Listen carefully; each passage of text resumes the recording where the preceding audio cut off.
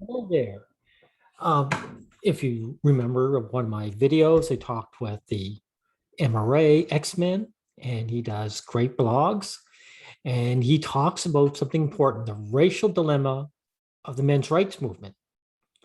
And there is a dilemma. And racism, even though it exists for both sexes, is particularly bad for men. And we'll get to, I'll put this in the description box. You guys can read the whole thing. And he talks about the history of Black subjugation, which side, and of course, the colorblind test, which means that you try to be neutral, but what happens, people who do see color get in there. But I want to get down, we'll start here. Gun violence. The fear of violence, which women of all races use as a silencer to opposition, have its roots in racism. It does. Historically, Black men have been portrayed as inherently violent in order to silence their voices. And X-Men is right, but now it's happening to all races of men. So it just, in the past, they were still picking out smaller, like they were picking out minorities to trample on. Now it's happening to all of us. And in order to make the portrayal even more effective, the use of white women's tears were implemented. Unfortunately, Black men were not given the benefit of doubt in this instant. America didn't stand up for them. In fact, this weapon was used to embolden the Klan to commit terrorist acts and lynch Black males. They didn't lynch Black females, did they? A lot of these Klan men would date Black women, because you see it now.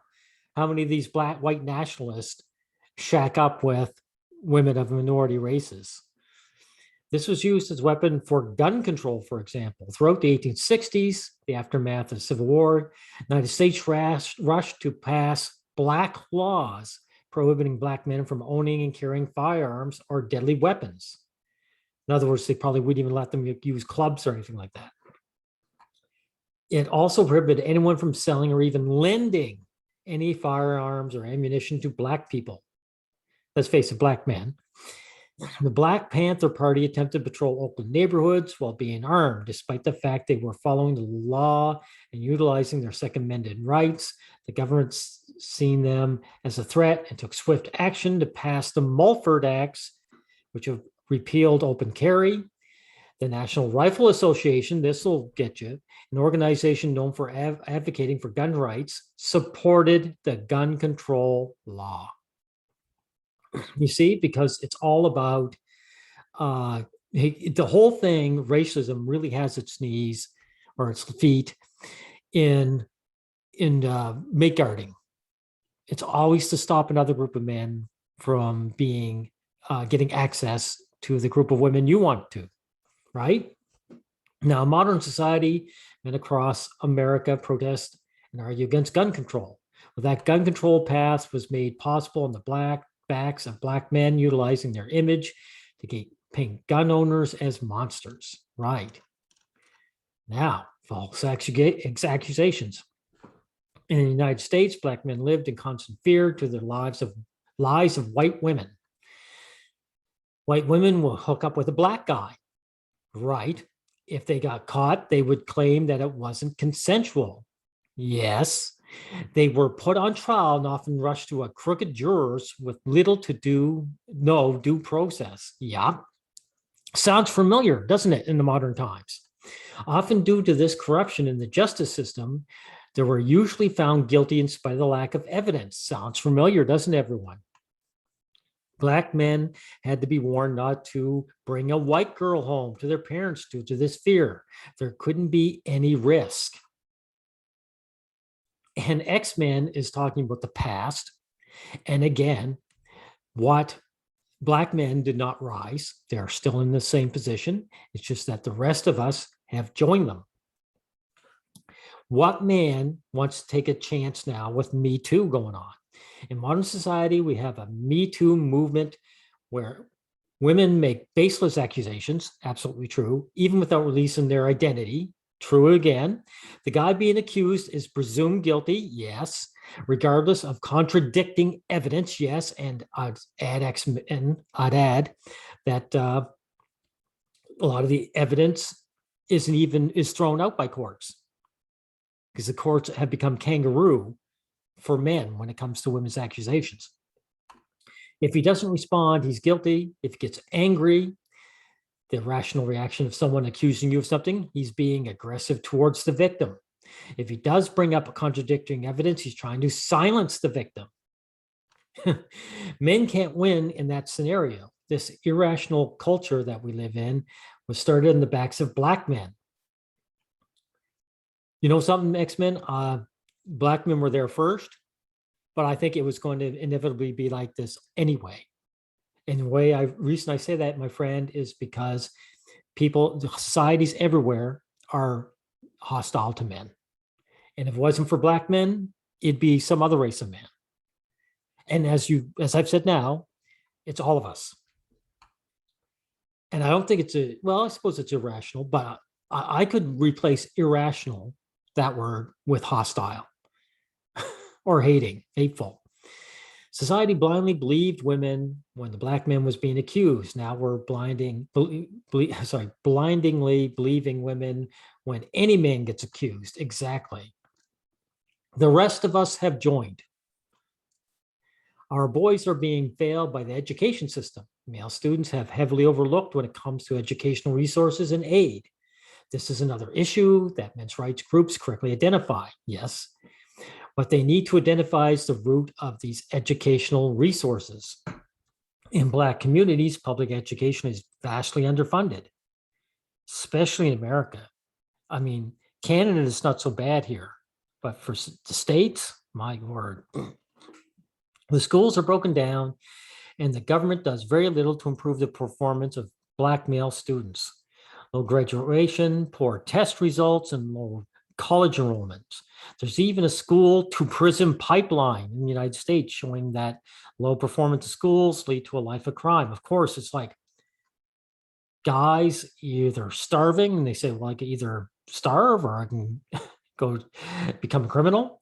But even so, it's also about mate selection, because the girls go for status. I've said it time and time again. If a man has no status, he does what he can to get it. If he can't do it legally, he goes by criminal means. And also, Black men know probably more than any of us, other race, that the girls will go for thugs and violent men. So they look and say, if I want a partner, they're not going to come after me if I'm an honest man working a low status job. So it's better to become a criminal in men's minds. Boys comprise 67% of all special education students.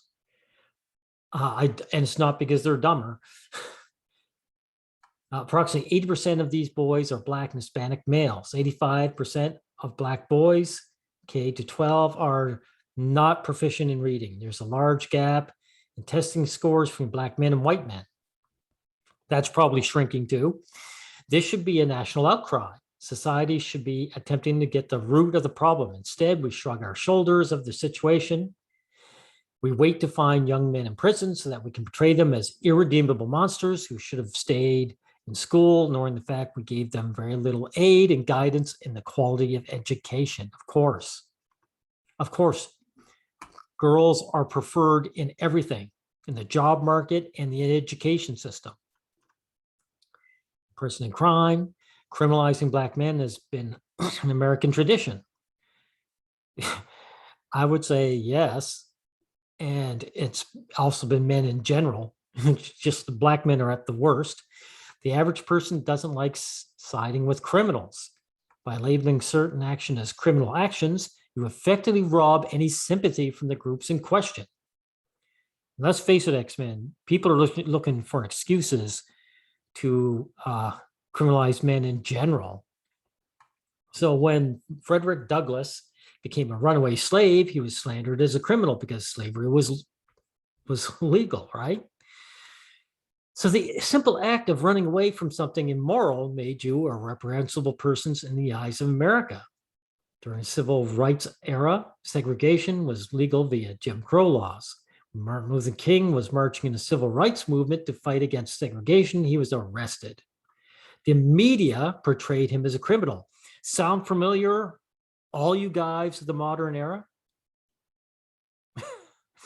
What X-Men is saying about Black men of the past is becoming true for us all.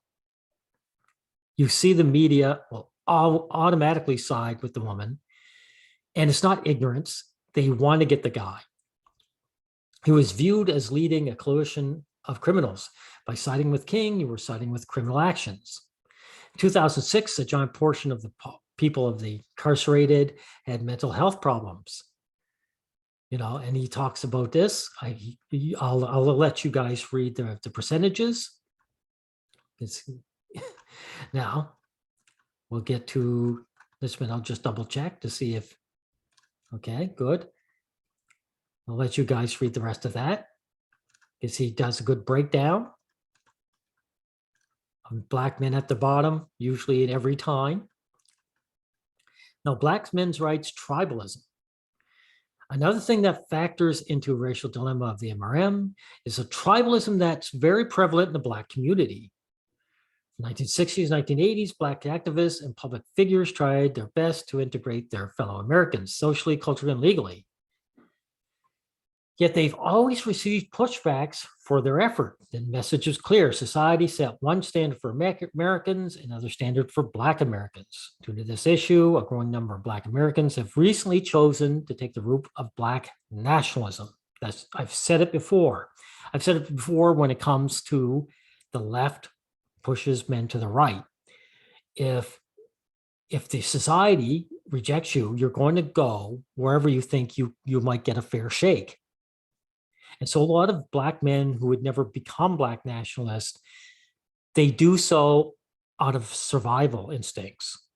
They're going whoever will have their back. This is even more noticeable in Black men. Black men generally don't make an effort to integrate with the rest of America due to their distrust of the way society views and mistreats them. White women's rights, this is important. The feminist movement has a long historical ties to racism. It does. The feminist campaign for women's suffrage had Black women stand in the back of the line and made openly racist statements towards Black men. Susan B. Anthony, a prominent feminist, infamously said that she would rather cut off her arm before she would ever work for the votes for a Negro instead of a woman. Notice, this is important. She sees Black women as women before she sees them as Black. But Black men are a Negro to her. And this is why I say over and over again, racism is much worse for men. And it's really backed, I think it's more rooted in the fact that the men are men in our sex. Rebecca Felton, the most prominent feminist in Georgia, was a slave owner and white supremacist who referred to Black men as beast and half-civilized gorillas. Notice she doesn't talk smack about the ladies, does she? Black women are women, and therefore that's what matters to these women. Sex is, what that expression, blood is thicker than water. Well, sex is thicker than race. Just to name a few examples, even today, the feminist movement are openly advocating against the importance of due process for rape and domestic violence, a move that was historically used to get Black men lynched. That's right, X-Men. You are 100% right, and now the rest of us are joining you. They pushed for women to be added to affirmative action, which led to white women gaining the most benefits from the affirmative action. Exactly. Exactly. Women to be added to the affirmative action, which made no sense, because if you were for Black people, women were added already. Women are not an underprivileged group and never were. And so guess what? Which led to white women gaining the most benefits from affirmative action. Exactly. Affirmative action is for women, period. This entire epidemic of privileged, entitled, hateful Karens is a direct product of the ideology of feminism. Yet Black women found a way in their hearts to look past it and join forces with white women and promote the very ideas that end up hurting Black men on the daily basis. The thing is, like I said, X-Men, women are women first and a race second. So if this affirmative action was for women, so Black women knew they were getting their share. So the race is simply a shield. I said over and over again. Now, race and gender, this is very important. For this very reason, Black men feel isolated. They feel like they can only trust themselves and one another. Sometimes they can't even trust one another. Black men speak about men's issues just as much as MRAs. The difference is that Black men convince themselves that these issues occur purely due to race and not gender. Yes, X-Men, I agree, because men are like that. Men do not want to deal with how the sexes are perceived, right? They want to believe the girls are on their side. Prisons targeting Black men, race. The educational system leaving Black boys behind, race. Police officers gunning down Black male, race. Yet no mention of gender. I know. Of course, this isn't completely accurate. If this was purely a race issue, it would target Black men and women at the same rate. Yes, exactly. The fact that it targets Black men implies that their gender plays a very important role in their subjugation. Matter of fact, I would say their gender trumps their race. Why do Black men do this, you ask? Are they unaware that this attack on men's lives? In my opinion, and it's just that, Black men are fully aware of gender inequality. Agreed. I agree with that. I believe that Black men are performing a version of political and cultural manipulation. Knowing that America has no tolerance for the mere mention of male injustice, men usually come up with an alternative solutions to make those issues more mainstream. Yes, absolutely correct. Men write television shows and films constantly showing examples of gold digging, family court, the harsh realities of war, and male victims of sexual assault. Comedians do stand up about men's issues and address them under the guise of jokes. Exactly. And they protect themselves too, right? Like Chris Rock is a perfect example. You know, he's talked about men's issues, and if there's any blowback, he says, "I'm just a comedian. It's just a joke, brah." It's a buffer of protection for them. Black men are doing the same thing. They are addressing men's issues under the guise of racism and white supremacy. They're addressing how men and boys, especially Black men and boys, deal with the incarceration, educational discrimination, poverty, and health. But they're shielding themselves from the harsh slander that men's groups get by framing the issue as an issue purely dictated by race. The positive result of this is that a lot of the issues reach the mainstream. As would turn out in a twist of irony, society would rather give credence to addressing systemic racism, despite its deep ties in the heart of America, than address misandry. Yes, men are hostile to other men, and the average man does not want to deal with the fact that they are not, the average woman is not on his team. There's a Democratic Party that runs campaigns attempting to court Black voters utilizing these issues. Hollywood makes entertaining fiction and documentaries addressing this reality. Even journalists manage to give credence to the racism behind feminism and acknowledge how Black men are heavily at risk of imprisonment, false race accusations, and violence. Let's see.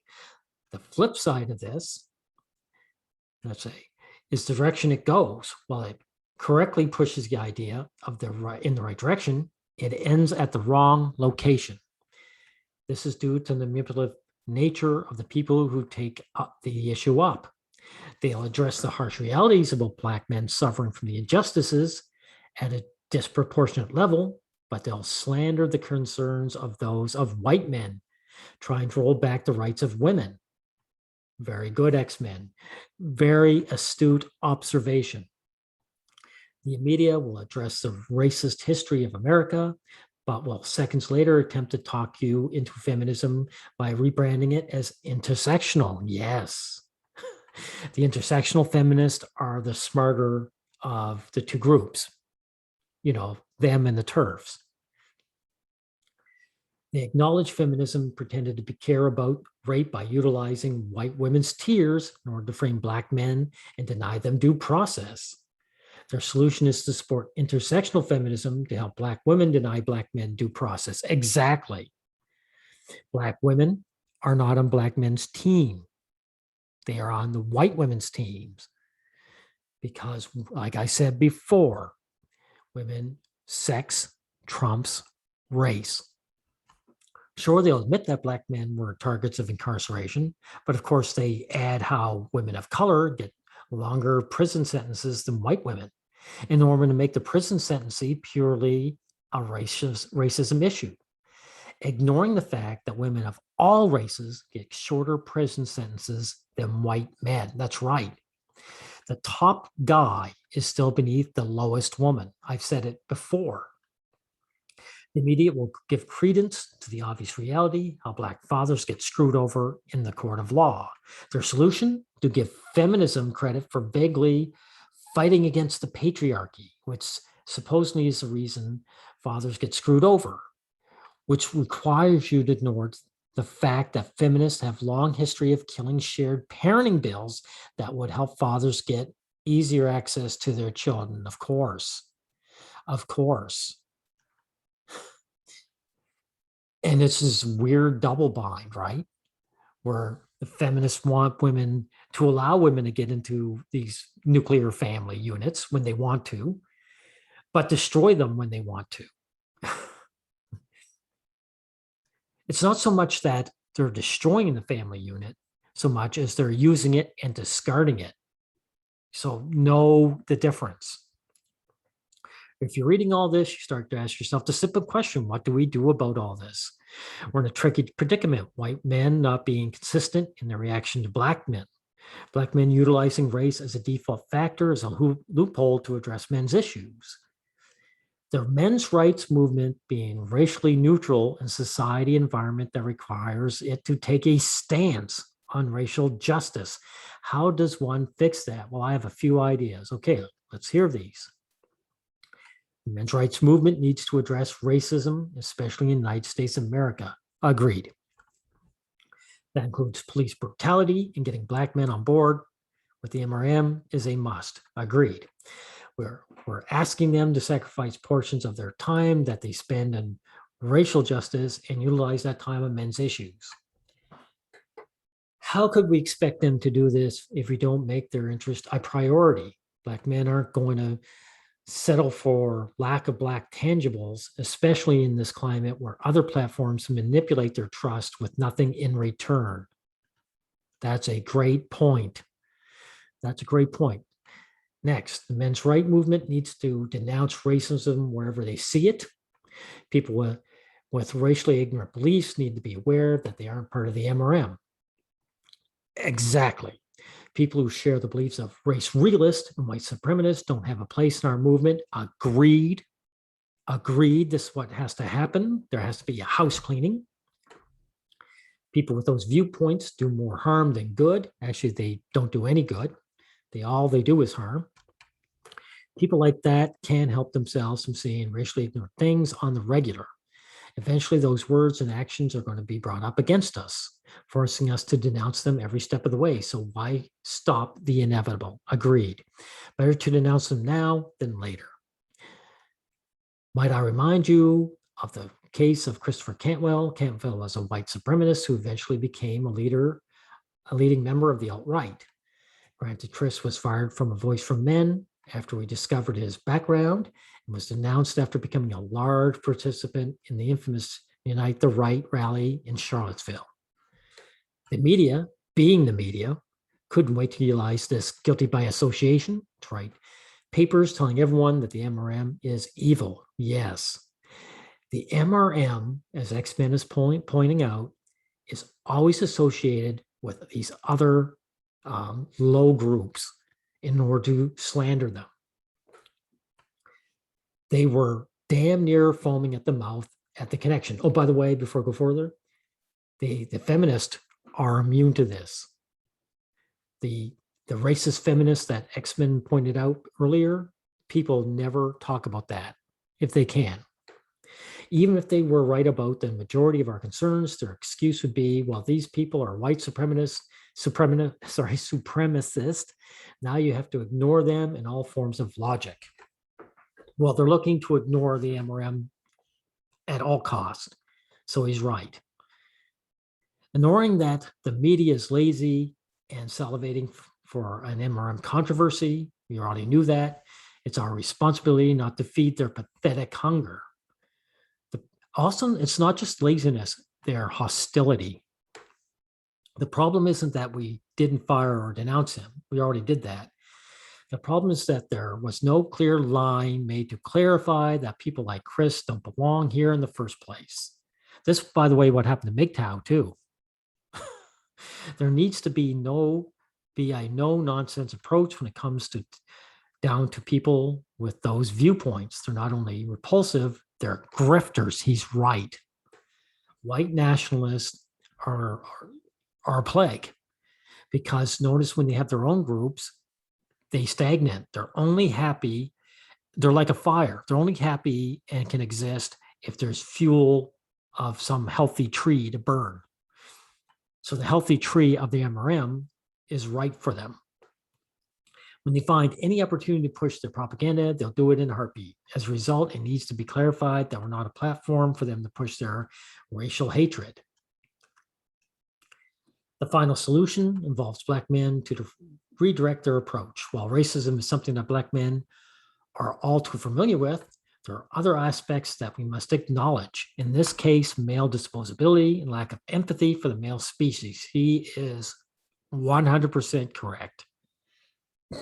I'm not implying that we as Black men stop talking about systemic racism and give up on our fights for racial equality. He's right. I'm merely suggesting that we add the realities of gender to that push for justice. Ignoring any factors make it harder to address the problems that we oppose. We already seen the side effects of not addressing the gender relation when it comes down to education, prison, due process, and violence. It allowed the media to rebirth this issue, utilizing the false concern for women's rights. If we want an actual solution to work now and in the long run, we're going to have to bring light to misandry. Yes. Now, okay. And he gives a great conclusion. Like I said, I want you guys, I'm going to put this in the description box so you guys can read it at your leisure. And you know, don't be afraid to look at any of his other blogs. He does great stuff. And I'm glad to bring his stuff to light. Thank you, everyone.